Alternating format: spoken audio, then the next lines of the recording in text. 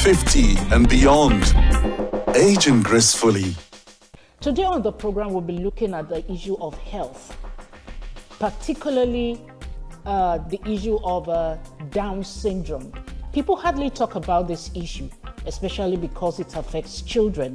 And not just that it affects children, children are born with Down syndrome.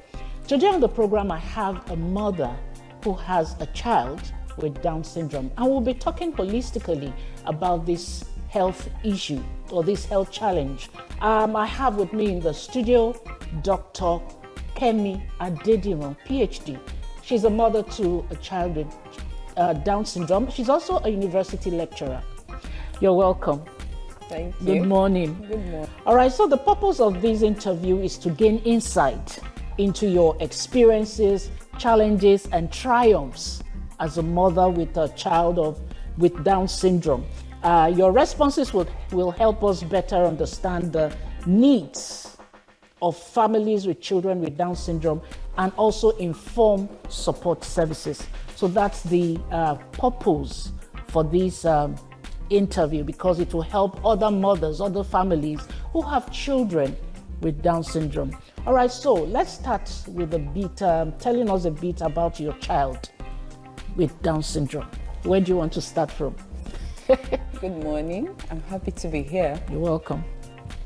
So the child was named Zuriel.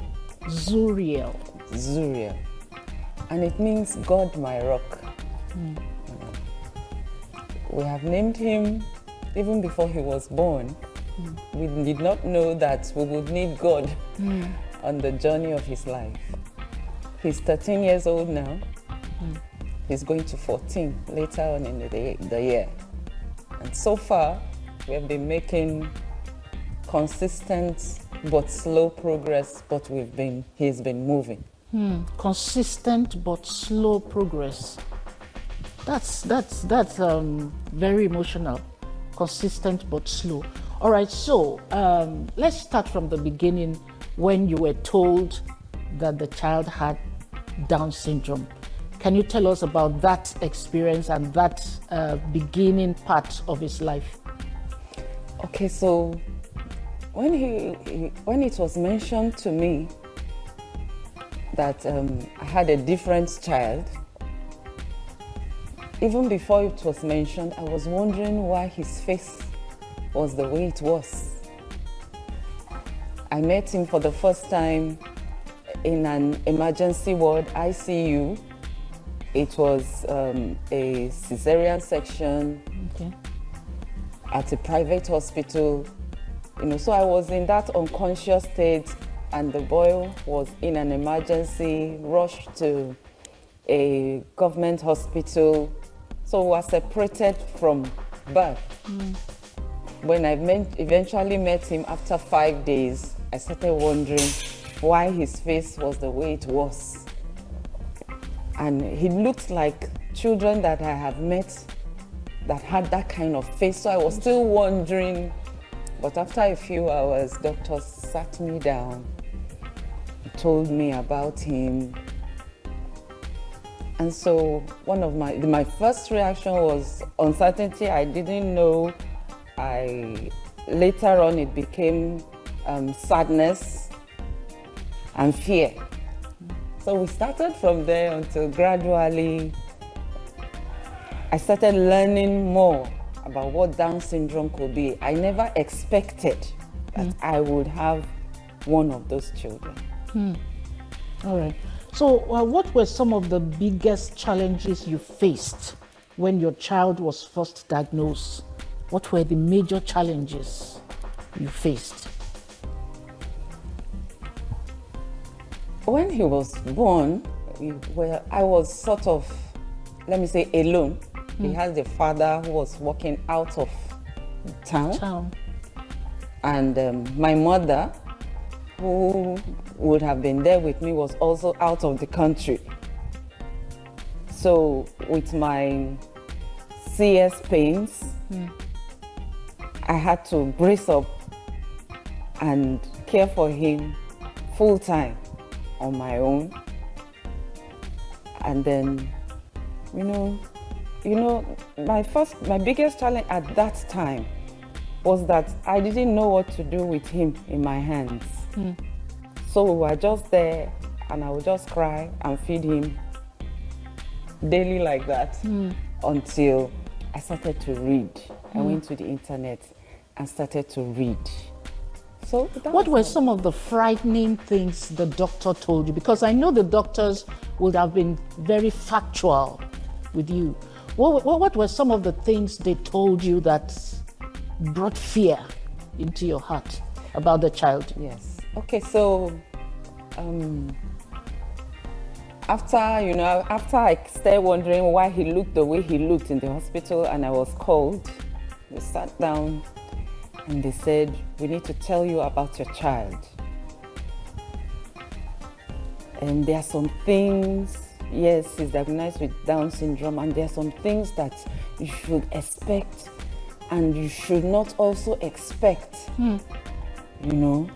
as his siblings. He has siblings? I said yes. He said there are some things you should not expect from this one. He's, reaching milestones, sitting, walking. He may not be the way the other ones were. We're not sure if he will sit, if he will walk, if he will do the things that the others you have were doing. Wow. I can just imagine, hearing such words about the child you just gave birth to. All right, so what types of support system do you have in place for yourself and the child?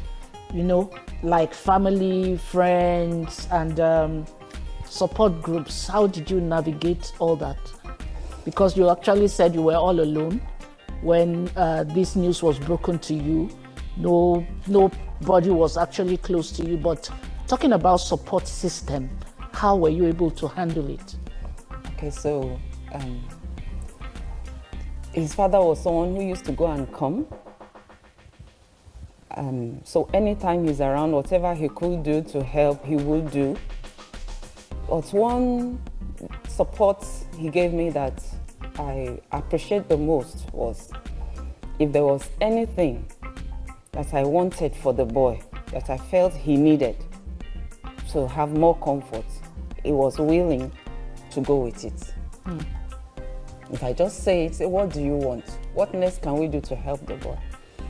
He would cooperate. So what about government support? Yes. What about government support? At that time, I appreciate government support a lot. I enjoyed the health insurance scheme. The company I was with gave us full, health cover.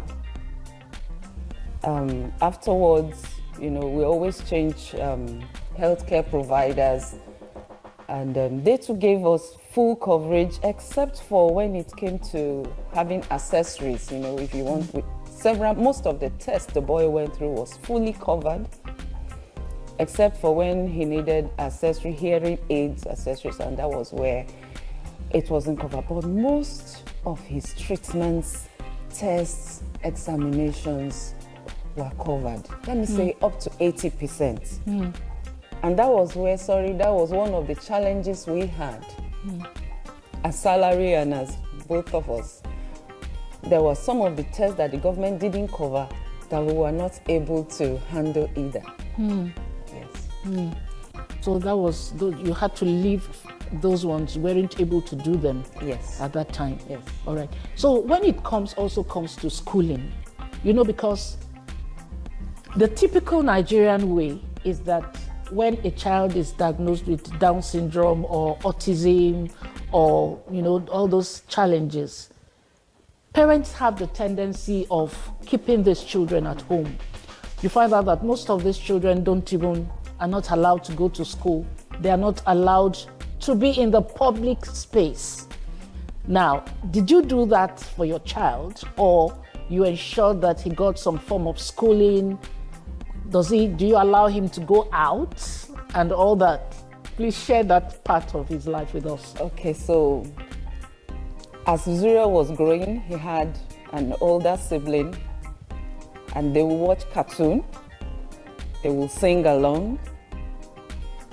After 2 or 3 years, I noticed that he was following the singing along. You know, he started trying to copy his brother and the what cartoon, he was watching. What he was watching. So I felt, okay, if he can sing, if he can follow, let me take him to school. However, that's at between 2-3 years. Yes, no, between, let's say 3-4. 3-4 years, okay. Yes. So I started hunting for a special needs school.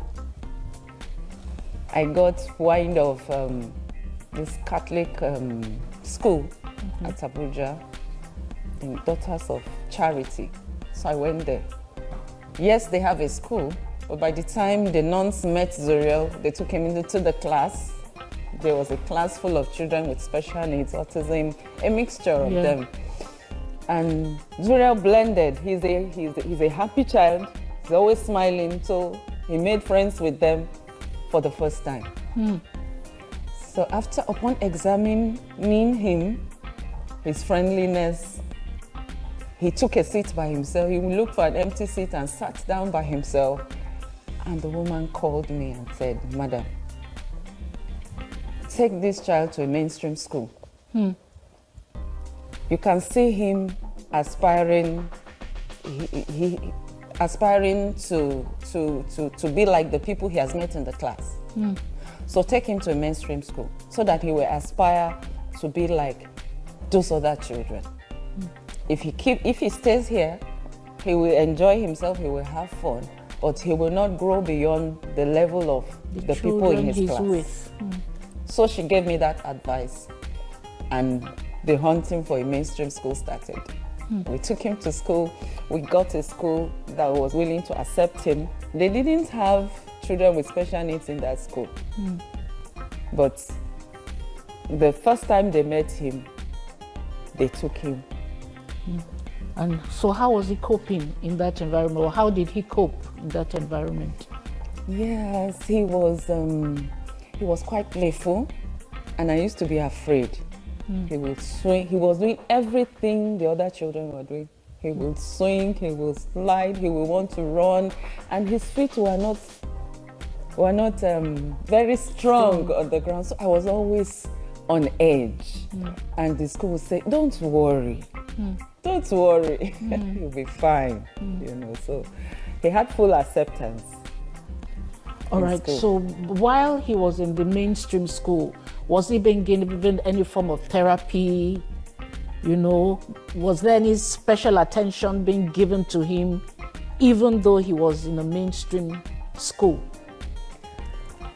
Well, from where we started, they didn't have any special needs teacher. They were just trying their best to include him in their system. And that was where also my dissatisfaction was. I wanted a place where they had people specially trained for such children. Yes, so I started changing school, looking for another option. We got a place where the main teacher was actually training herself, maybe additional qualification, you know, for special needs children. When I interrogated the woman, she said she discovered that she has a passion for them, and so on her own started training herself. So I engaged her privately. At school, she was with him in class, and then at home, I engaged her privately. She would also come home. Okay. So that helped him in a way too, to be able to learn faster and easier. Okay. All right. So let's talk about some specific support services or resources that you feel are lacking that could be beneficial to children. Okay, let's say special needs children, even though we're talking about Down syndrome. What, in your experience over the years, you said Zuriel is 13 now, is going to 14. So we're talking about 13 years or 14 years of experience with this child. So in your journey in taking care of this boy, what are some resources, support, services that you feel are lacking that could be beneficial to these children? One thing I appreciate is the insurance scheme that the government put in place. I would also suggest that caregivers for these children, maybe blind, maybe deaf, any category of children requiring special needs should also be encouraged by the government. All right, so what message, what, is there anything else you'd like to share about your exposure Yes. as a mother of a child with Down syndrome? Yes. Yeah. You see, so most of the people I engaged to assist Zuriel with his learning were private teachers, private support specialists, but they were way beyond my reach financially. I struggled to engage them only for short periods. So those were the issues, the difficulties we experienced,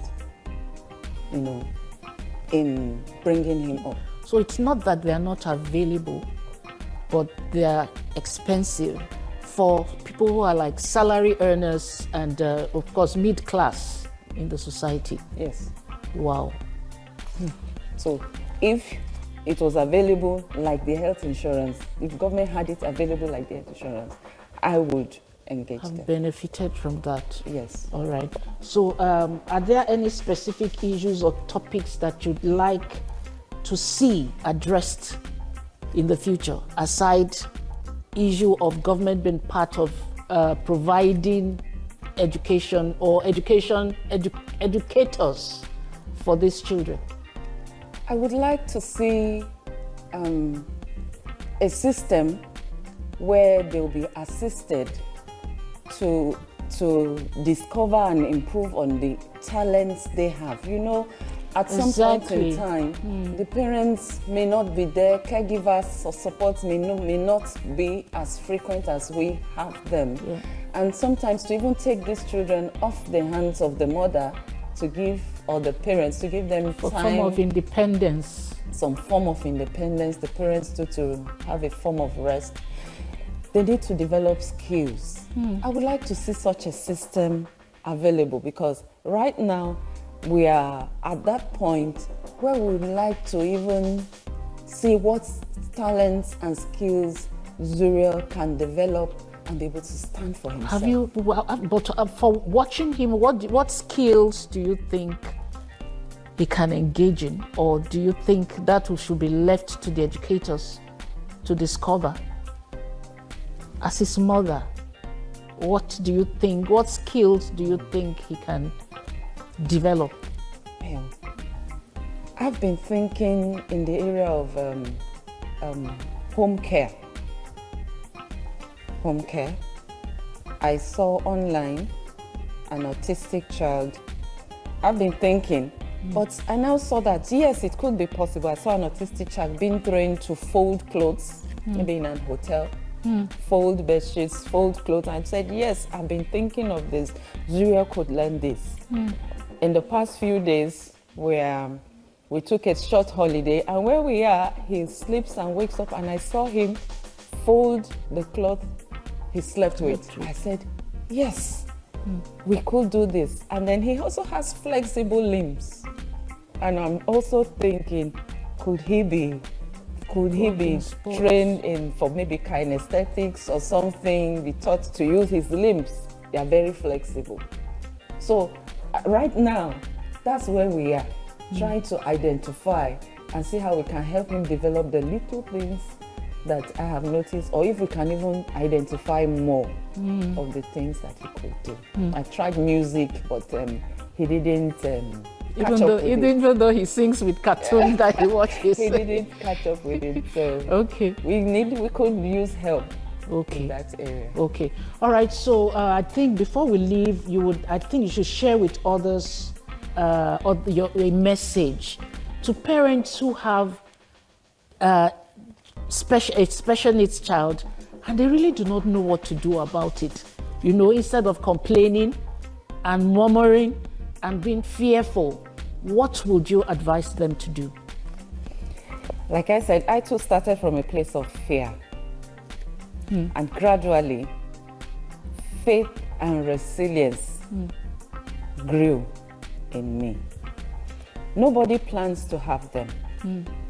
Nobody prepares to have them, except if with technology, you know that this is a special needs child coming.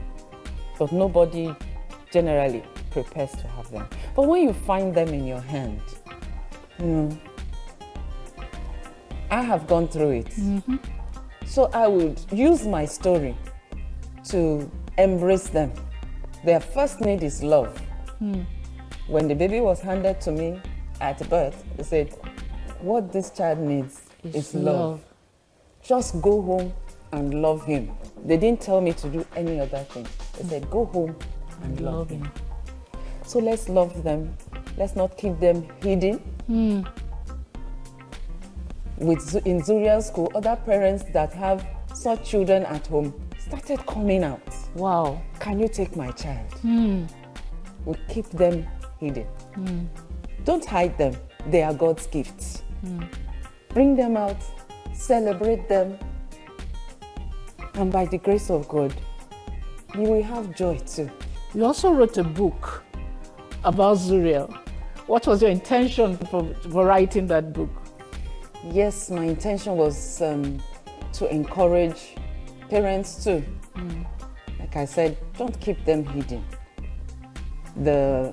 Our transition from fearful and crying mother to one who is now telling a story. Yeah. God came in. Things that happened in his life, in his development, in reaching one milestone or the other, it's not because I fed him well, not because I provided nutritious food. A child whose limbs and neck were always hanging, to a child whose neck suddenly stood up one day. When he does such things, I will shake and be afraid.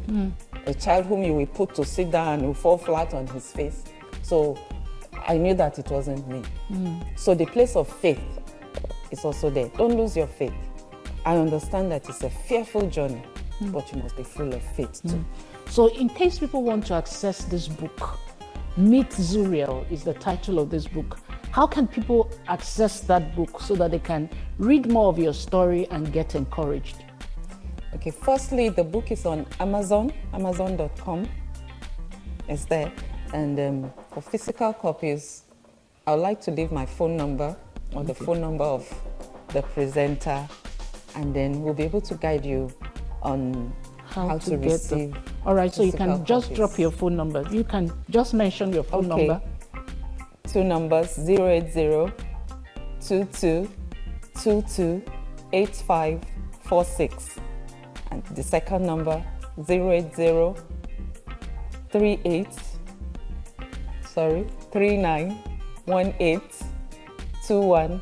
I think you should repeat the two numbers again. 080-2222-8546 and 080-39182155. All right. So Dr. Kemi Adediran is a mother with a child with Down syndrome, and through her experiences, she's willing to help and encourage others who have this kind of child or a child with Down syndrome or special needs to help you on this journey. It's not easy. So when you talk with someone who has been through the experience, it makes the journey easier somehow. So please, she's available, and you can get in touch with her, tell her your story, and find out the things that you can do that will make the journey easier. Thank you for being a part of this program and coming to share your experience. God bless you. Amen. And I wish you well. I wish Zuriel well, and it will be well with him. Amen. Thank you. All right.